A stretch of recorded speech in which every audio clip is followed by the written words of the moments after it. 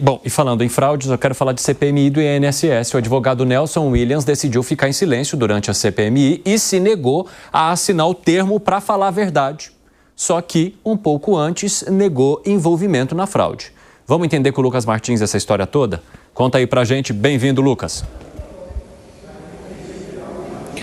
Oi, Evandro, muito boa tarde para você, boa tarde a todos que estão na nossa companhia aqui no 3 em 1. Exatamente, o advogado ficou em silêncio, preferiu ficar em silêncio aí, depois de uma autorização do Supremo Tribunal Federal. O ministro Nunes Marques autorizou que ele ficasse em silêncio durante a oitiva. É claro que ele respondeu algumas perguntas simples durante a comissão, ainda está respondendo, né? Ele ainda está sendo ouvido durante todo o dia, mas perguntas simples, que não vai colocar nenhum tipo de risco, não vai ser nenhum tipo de risco para ele. Ele disse também que conhece Maurício Camisotti desde 2015 e que não tem ligação com as fraudes bancárias aí nos descontos de aposentados e pensionistas do INSS. O relator da CPMI, deputado Alfredo Gaspar, questionou Nelson Williams porque ele não quis assinar o termo de falar a verdade durante a CPMI. Nós vamos ouvir um trecho do que diz o relator da comissão.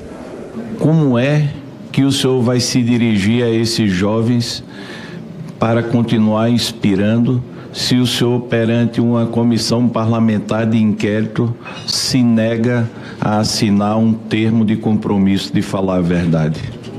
E você, de repente, acredito que aqui muitos tiveram acesso já a muitas informações, faz pergunta e eu não me lembre.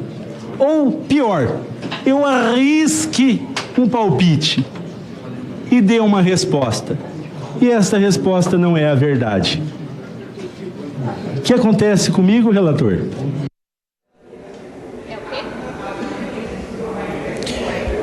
Pois é, Evandro, esse depoimento acontece ao longo da tarde de hoje. Nós seguimos aqui acompanhando isso porque Tânia Carvalho, que é a esposa do careca do INSS, também é esperada para ouvir aqui, para ser ouvida aqui na comissão.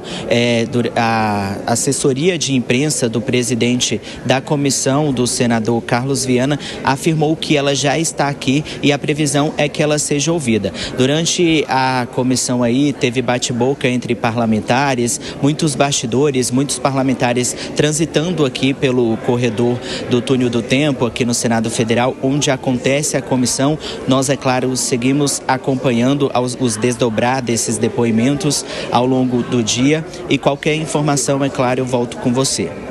Muito obrigado, Lucas. Um abraço, bom trabalho para você aí. Agora, 5h31, quem nos acompanha pela rádio, um rápido intervalo, já espero vocês. Nas outras plataformas seguimos.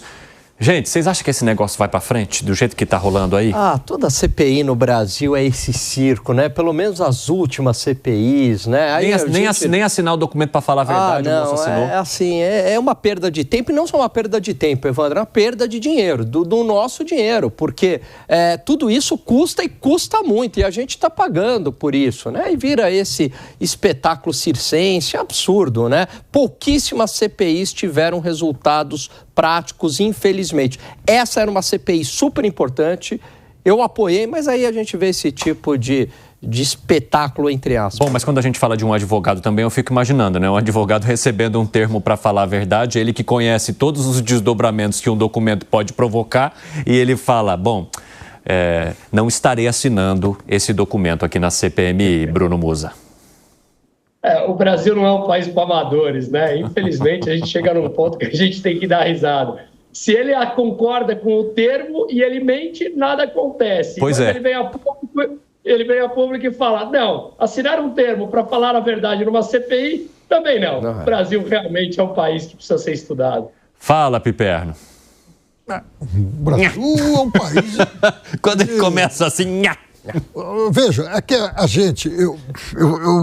Assim, eu sempre procuro falar isso com muito cuidado para a nossa audiência, mas o nosso pior problema é acreditar na boa índole do brasileiro.